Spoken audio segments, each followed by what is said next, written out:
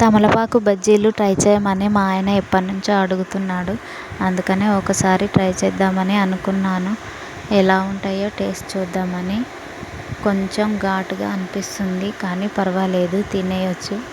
కానీ ఇవి పిల్లలు మాత్రం తినలేరు కదా, అందుకనే వాళ్ళ కోసం సపరేట్గా ఆనియన్ పకోడీ ఇంకా పొటాటో బజ్జీలు కూడా చేస్తున్నాను.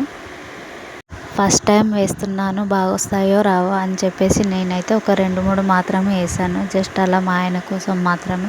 నేను కూడా టేస్ట్ చేసి చూసాను, కొంచెం ఘాటుగా ఉంది. నెక్స్ట్ టైం వేసినప్పుడు కొన్ని ఎక్కువనే వేసుకుందాము. ఈ తమలపాకు తినడం వల్ల దగ్గు జలుబు తగ్గిపోతుంది, ఎందుకంటే ఘాటుగా ఉంటాయి కదా. మా పిల్లలైతే ఇలా బజ్జీలు వేస్తే తినరు కానీ ఒట్టి తమలపాకు మీదనే హనీ వేసుకొని తింటారు. ఇదివరకు ఈ తమలపాకు బజ్జీలు ఎవరన్నా తినని వాళ్ళు ఉంటే ఒకసారి ట్రై చేయండి. హెల్త్కి కూడా చాలా మంచిది. రోజు పొద్దున్న లేవగానే ఒక తమలపాకు కొంచెం హనీ వేసుకొని తింటే కూడా హెల్త్కి చాలా మంచిది. వర్షాకాలంలో దగ్గు జలుబులు అన్నీ కూడా పోతాయి.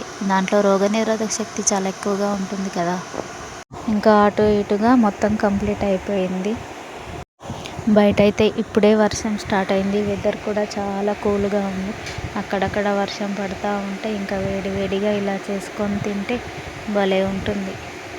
ఇంకా ఫైనల్గా మా పిల్లలు కూడా తినేస్తున్నారు. వీడియో చూసిన ప్రతి ఒక్కరూ సబ్స్క్రైబ్ చేసుకొని కామెంట్ చేయండి, లైక్ చేయండి ప్లీజ్ అండి.